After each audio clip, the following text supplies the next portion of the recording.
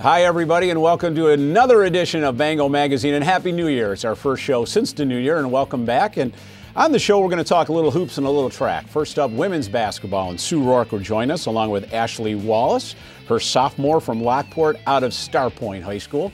And then Fajri Ansari, our men's basketball coach, joins us. Fajri is bringing along record setter Jake Simmons, the senior from Rochester. And then we're going to talk track and field, and Eugene Lewis, the head coach, and Eugene's bringing along his All-American, Jazmin Dunham. So we're going to take a quick break, and we come back on the hard court to talk a little hoops. Stay with us.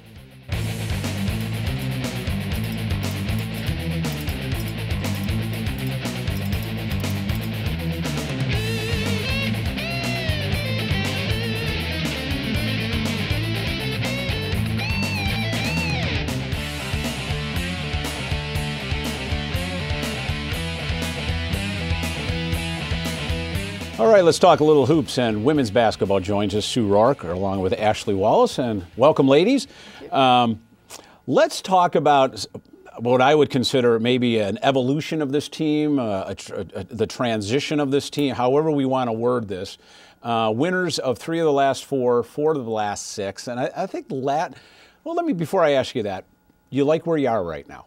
Yeah, I think we're starting to play much better basketball. We knew this team in the beginning had potential. We're very athletic and have some skilled players. And I think it just took us a little bit of time to understand the defensive philosophy that we were trying to establish, and a lot of new faces. So those pieces coming together, I think, was important for us to start improving. Well, let's talk about that, because last time you were on, we did talk about all these new faces. And you could see there was talent out there, but there were a lot of faces going in and out. And there's Coach. I look at Coach, and she's, okay, I got that rotation, and now I got this rotation. I mean, it's got to be a little frustrating, and yet you have to do it. You have to figure out who is best to play with whom. Yeah, we have, a very deep bench, very athletic team. So it definitely took us a while to narrow down the rotation to what we feel we were comfortable with. How did it feel for you as a student athlete, and a lot of new faces? I mean, you're only a sophomore, and yet you're kind of a veteran. Was it the same feel for you, like kind of revolving door on the court? At the beginning, it was a little difficult because we do have a lot of new faces, and there was a lot of talent out there, but we, at the beginning, didn't know how to work as a team. Right. And I think that's starting to come together the more we play and the more we're together, because we play a lot. So. Yeah. Would it be okay to say you're setting your rotation now? You know who's coming in for whom and this and that, or are we still evolving here? You have a little smile on your face. Yeah, I think set's a difficult word, because you never know what's going to pop up injury-wise or illness-wise that changes things on a daily basis. So, I think we've got a game plan now that we're comfortable with, but sometimes there's going to be some glitches that pop up that aren't expected, and you've got to be able to adjust to that. Absolutely. So what do you like best about this team right now? You had mentioned this defensive philosophy, and in researching the show, I'm struck. The opponents are averaging just 60 points. You're holding them to about 34% shooting from the field. Is that the key to this team right now? Is that what you like most about it? Yeah, that's definitely what we preach every day, because there's going to be days that you don't shoot the ball well, like last night. We didn't shoot well. But we feel if we rebound the basketball and we defend, we can still win on those nights. And I think that's what we're starting to get through to our team. Well, and I think the player next to you helps in that regard. Certainly rebounding, averaging about 8 a game, I believe. Ashley, you had some time last year as a freshman. You come into this year as a sophomore. A lot of, as we're talking about, new faces. Did last year, even those 11 or 12 games, help you get more acclimated to the collegiate game and help you this year? Yeah, the college level, the plays are a lot faster. Everything's a lot faster. So I didn't play that much last year, but even those few games I was in, it really helped. And with my knee injury and everything, I think I just stopped playing scared, and I actually started playing basketball again. So. Wow, that's interesting. The mental part of the game was hard for you to, you've got to say to yourself, the knee's fine, time to move on. And what you're saying is that was difficult to get through? Yeah, because I came in the second half of the season last year with my injury, so I was still kind of scared to play. So I did play, but that faster pace made me a little bit nervous. But now I've learned, like, my knee's okay, I'll be fine. And offense, defense, what do you like? Some basketball players love to score points. Some like to play defense and hold opponents. Is either or for you, or? I mean, offense is always fun because it's easier, but our coach always harps on defense, and that's what wins games, I think. So. I think a momentum changer, maybe a season momentum changer, were the games against Oswego and Geneseo. And you're nodding your head yes. And frankly, I was kind of shocked at home when I saw the Oswego score. I thought, wow, okay, maybe. And then you follow it up with a win over Geneseo. They were 6-2 and 7-1 at the time. Do you feel that too? There's this mental confidence too now? Yeah, I think, we knew we could be a very talented team this year. And we talked about getting better each day, and we knew it was going to be a process. And those wins, I think, just proved to our team and our staff that that's true. Right. That we can definitely be there at the end and compete with any of the teams that are in our conference. And when we play well, we're a very good team. Right. Did you feel the same way? Did the ladies feel the same way after those 2 wins? Yeah, I think that we went into those games knowing that we had to win, and that would change how the rest of the season plays out. And we went into it knowing that we were going to win, and that's what we did. There's one team at the top right now, New Paltz. We'll whisper that, and they're undefeated in conference play, and yet way back when, early in the season, there was an 8-point loss that you had to them. But I look at those stats and I think of where the team is now. Back then, you had the lead at halftime. You did commit a lot of turnovers in that game. This team is much better than that team back in week 2 of the season. Absolutely, and we can even see that as we're starting to prepare to play teams in our conference a second time, and we go back and watch our games from first semester against them. And I think we are a totally different team now, and we've improved so much since then. That we're encouraged by where we're heading. About a minute left. We're getting into the guts of the conference play now, and playoff runs, and hosting a playoff game, and nothing's set right now. This conference is, there's a lot of teams that are 4-5, 5-5. It's like, whoa, who's going to get in? Who's going to host? Obviously, we want to host. It's always nice to be at home. What has to happen over the next month of the season to ensure that the Bengals are home for a playoff game? Yeah, right now we're searching for consistency. I think we've had some really good games, some really good upsets, and then we've lost to some teams that we're tied with right now in the conference. So, realizing how important every game is, and we're trying to get that across them, that our conference is so deep and so competitive that every year it comes down to one game. Right. Your seed in playoffs comes down to one game, whether you're in or out of playoffs comes down to one game, and that's what we're trying to do, is to make sure, we don't take a game for granted and we don't take a night off. Well, ladies, thanks for being on the show. I appreciate it. Speaking of conference play, Friday night, Plattsburgh is here. That's this Friday night. 6 o'clock start for the ladies, and then Saturday, Potsdam is here, and that's a 2 o'clock start at the Sports Arena. You want to see some great women's college basketball, come on out to the Sports Arena. Again, thanks very much for being on the show. We are going to take a quick break, but before we do, it's time for the Tim Hortons Athlete of the Week, and Bianca Smiley from women's basketball is our Athlete of the Week, the junior forward from Amherst out of Sweet Home High School. She averaged 19 points and 7.5 rebounds in 2 games last week. She had 21 points and 10 rebounds in the 67-62 win over Geneseo, as we just talked about, and then followed that up with 17 points and an 81-55 win over Fredonia. The junior criminal justice major is leading the team in scoring, 14.8 points, and is second in rebounding at 7.6. So congratulations to Bianca Smiley, this week's Tim Hortons Athlete of the Week.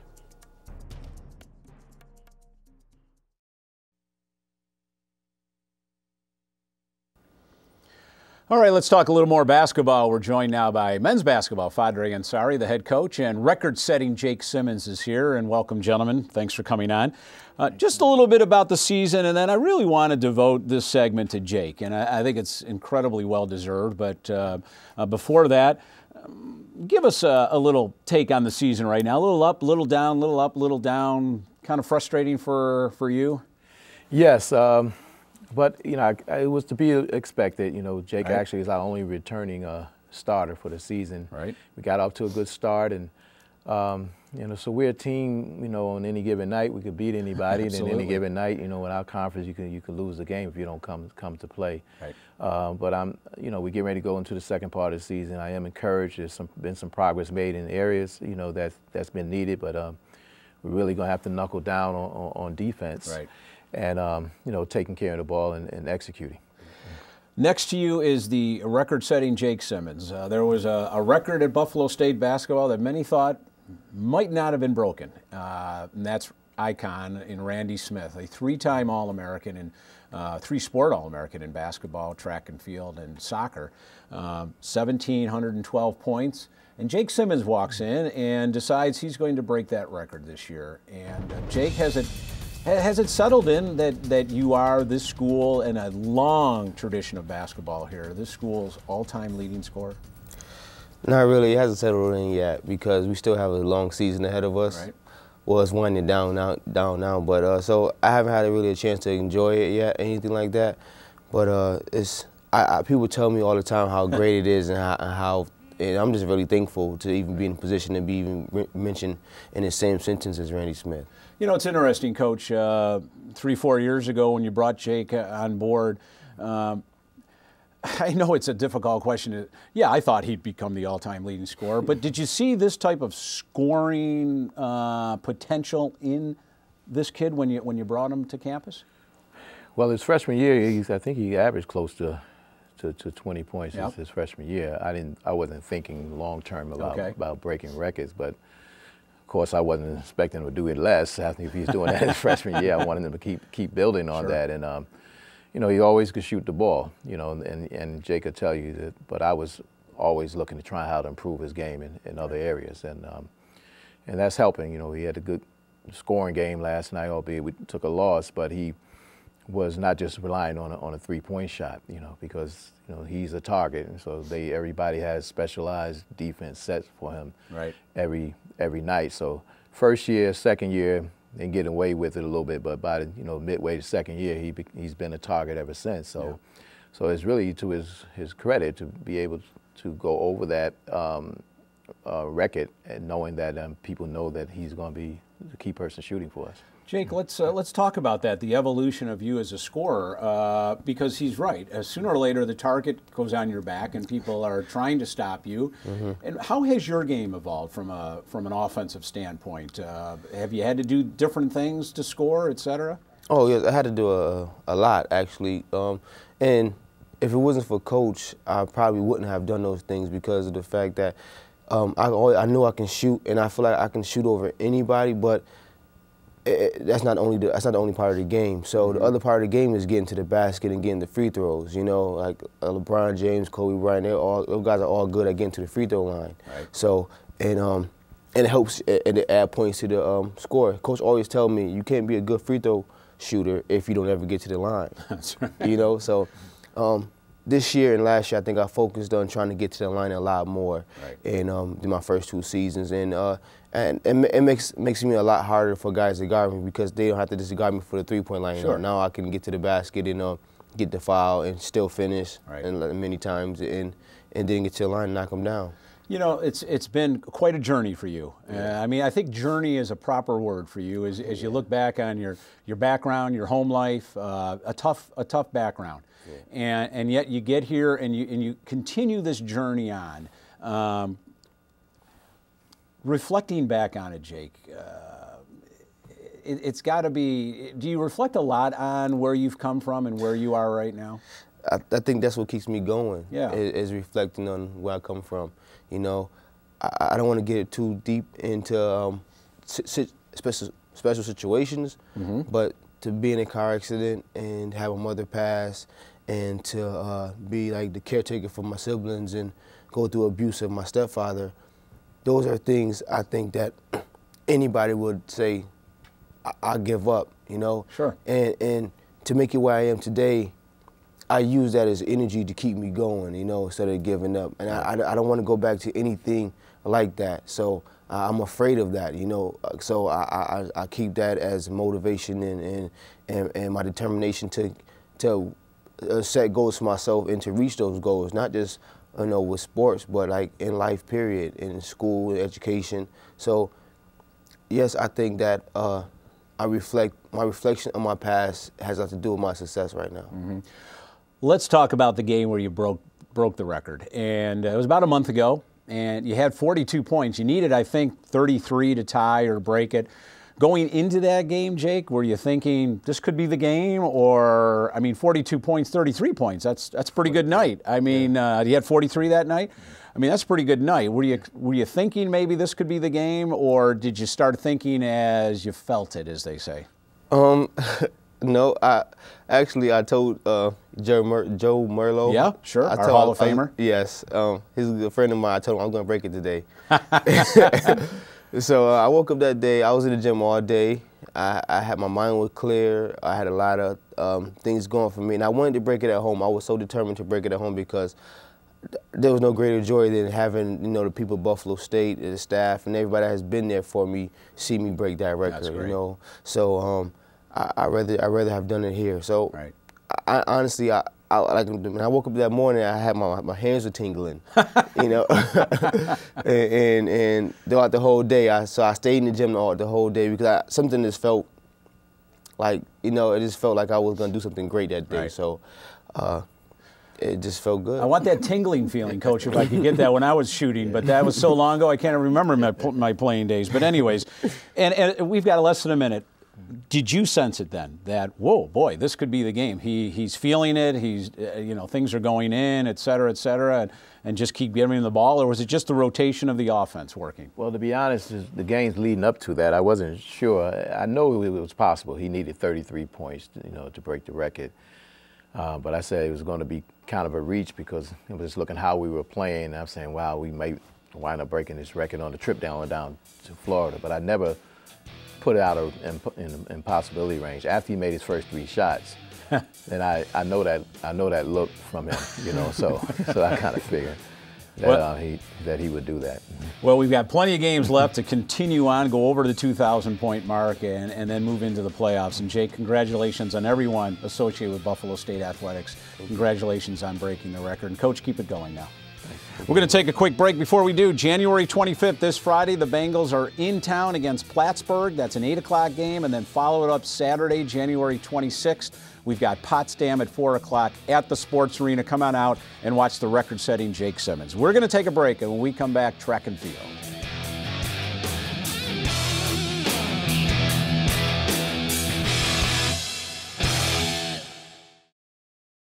Hey, it's cold outside. I mean, it is really cold outside. So I want to talk to you about golf. Absolutely. The Bengal Club Golf Classic is Monday, July 8th. Never too early to start thinking about golf and supporting the 400 student athletes here at Buffalo State. So Monday, July 8th at the beautiful Briarwood Country Club. If you're interested in playing, putting a foursome together, maybe sponsoring, give me a call. I'm at 878-6514. Or you can go online and check out my email, which is kollertc@buffalostate.edu. For all the information, I'll be happy to get back to you. So Monday, July 8th, the Bengal Club Golf Classic at Briarwood Country Club. So let's stay indoors, I suppose, because it is cold, and we've brought track and field along. We've got an All-American in Jazmin Dunham and Eugene Lewis, the head coach of track and field here at Buffalo State. Coach, we're getting into the swing of indoor track and field now. We've had one invite, but I'm kind of curious, first time on the show for the season, how are things shaping up? Well, they're shaping up well. I mean, we're very excited about our recruiting class. We have a fairly large amount of new students in our program, and they're excited to go. So we're still evaluating and sorting out a lot of talent, but we're really enthusiastic about our depth. You know, you talk about numbers. Are the numbers now where you want them to be for this program? I mean, a number of years ago we talked about that, getting the numbers, getting the right numbers. Are they getting to where you want them to be? Absolutely, and I think we're at a point now where not only are we looking at the numbers, but just trying to develop quality in each event group. So that goal we are extremely close to, and I think we've made significant progress with that. Well, speaking of quality, this young lady next to you out of Rochester, your junior, Jazmin Dunham, an All-American last year in indoor, and already one invitational under our belts. We were at Kent State, and lo and behold, in the 300 meters, Jazz breaks the school record. So, Miss, are you way ahead of schedule? Did that surprise you, or were you thinking of doing that?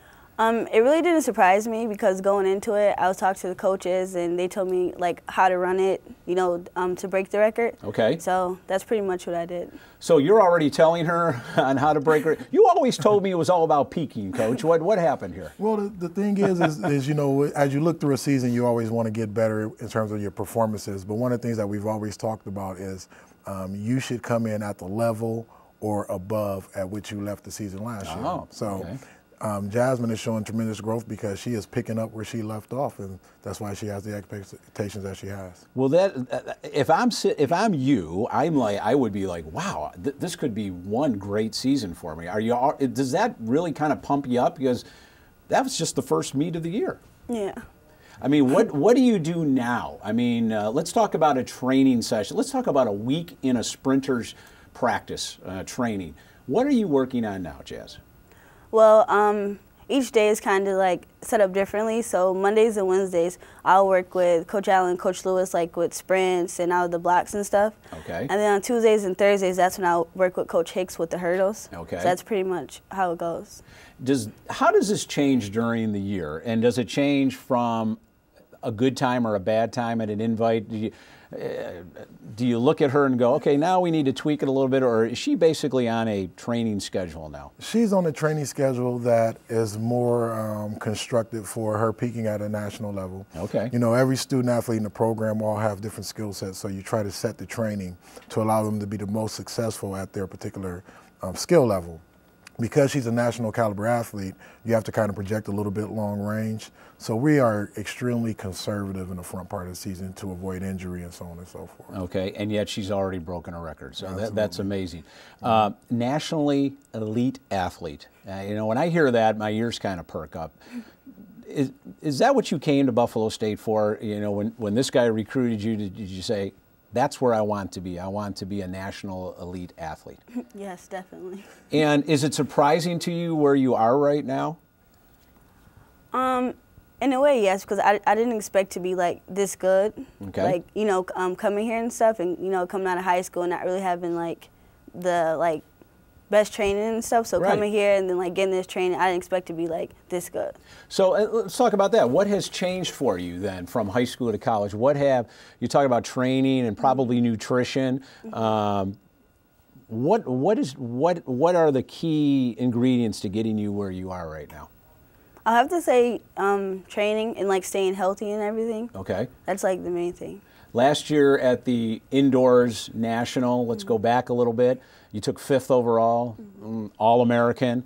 Run us through that race. Was it exactly how you thought it would go? Some athletes envision the race going. How did you, you're both giggling here a little bit. There could be a nice inside story here. I'm pretty sure she envisioned herself winning it. Oh, Yeah. Well, why don't you tell us? How did you envision it, and how did it go for you?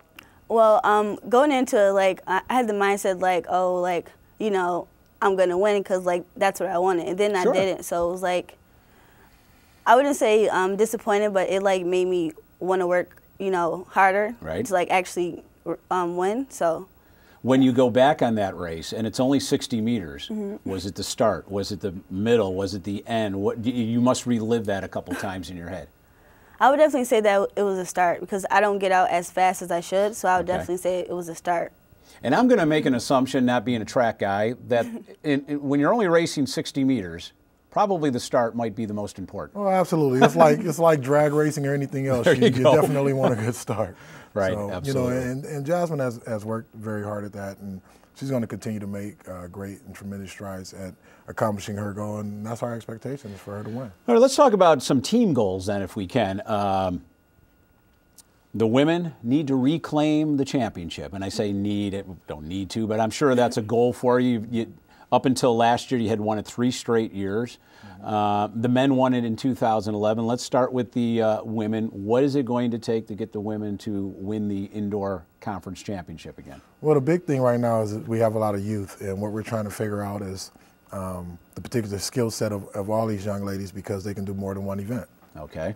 As we continue to improve in those areas, it will give us the depth that we think is necessary to be extremely competitive for the championship. We have individuals who are very skilled in one event, and now we're trying to broaden their event groups. So if that takes place, our expectation is going to be a big-time championship meet for us. And the same holds true for on the men's side? Well, the men, you know, one of the things that we're leaning on a little bit is our throwers, and we're hoping those guys can kind of, you know, take some more steps towards improving in that area. But what has helped us or helped our expectations for this season is the growth of our cross-country program and some of the young men that are coming into track and field and the distance piece of it. So Well, Eugene, best of luck this season. Thanks for being on, Jazz. Keep it going, run fast. You're in NASCAR racing now. That's how fast you are. We're comparing you to NASCAR. But thanks very much for being on the show, and best of luck. That's going to wrap it up for this edition of Bango Magazine. Thanks to everybody here in Instructional Resources and for you for viewing in. And we'll see you in 2 weeks for more Bango Magazine.